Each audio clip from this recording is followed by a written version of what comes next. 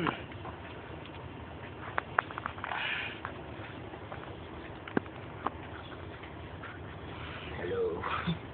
Break time. Ito. Katapos ng kumain.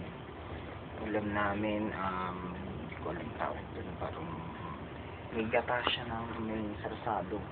Tapos baka. Parang beef curry. Parang ganun ba? Tinignan ko ulit sa Shipoffice. Wala pa rin dumating na email. Sana mamaya hapon meron na. Kamusta naman ang email mo? Kaya mamaya pagbaba ko, upload na. May nakatingin ka na agad na trabaho. Ako doon pababakla si Mimi kasi doon sa lube oil niya, sa duplex. Kasi bago pa lang ang oiler eh. Kaya medyo alam ko naman yung magbaklas mo. Kaya ako na pinapatira niya. Ayan, ayos lang. And ayan, ito pahinga pa rin. 8 days. Pang 8 days na namin yung biyahe. Ngayon? May 29 ngayon.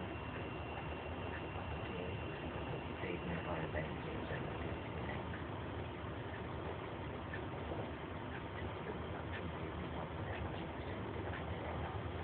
29.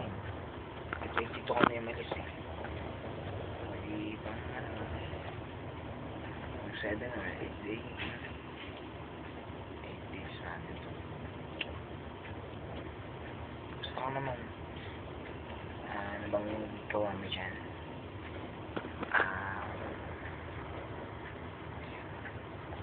Mamaya magbibideo ulit ako mamayang gabi.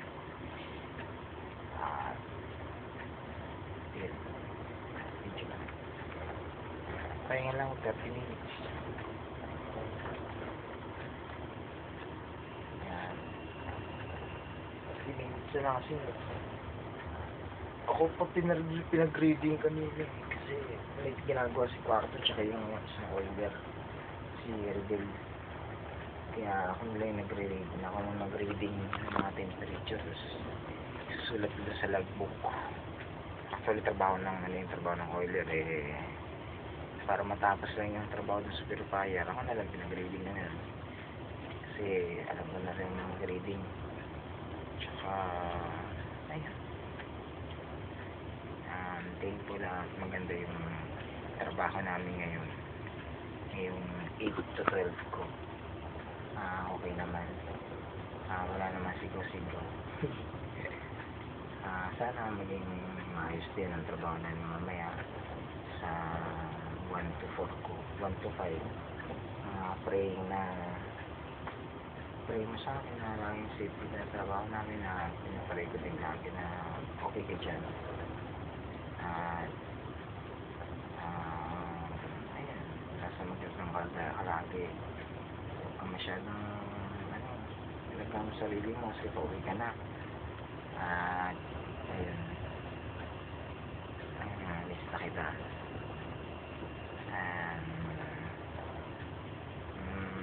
Ayun, may exact date ka na pala na flight dyan.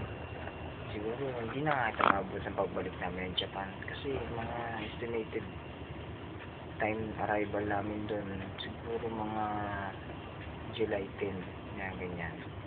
Kasi pag galing na ang biyahe namin Mexico 22 days 20 mga 20 days. Tapos Mexico to Sacramento din mga 8 days 8 or 7 days na Sacramento to Japan yun mga 23 to 22 days. Kaya yun mga July first week ng July yun yun July 10 or 9 sabi mo sa email mo na alis ka na. Kaya yun nasa Pinas ka na siguro yun medyo busy ka na ayos sa papeles kumusta ng mga relatives niya and happy ako at makauwi ka na ngayon kasi last year pa natin napapag-usapan niya yung mga uwi natin eh. Nakaraan, ako nauna. Tapos ikaw yun, diyan ka pa. Tapos ngayon, ikaw naman mauna. Kaya, bali, pag nakauwi ako, babawi na ako na ako maghahatid si Sir Kurt. Magbabaw na ako ng maraming tissue. Kasi baka sipunin ako. Ayan, iingat ka dyan ha. Pahinga lang ako saglit kahit mga 40 minutes. Inject lang ako para makabawi na lakas. Bye bye. Ingat ka lagi ha. Miss you always. God bless.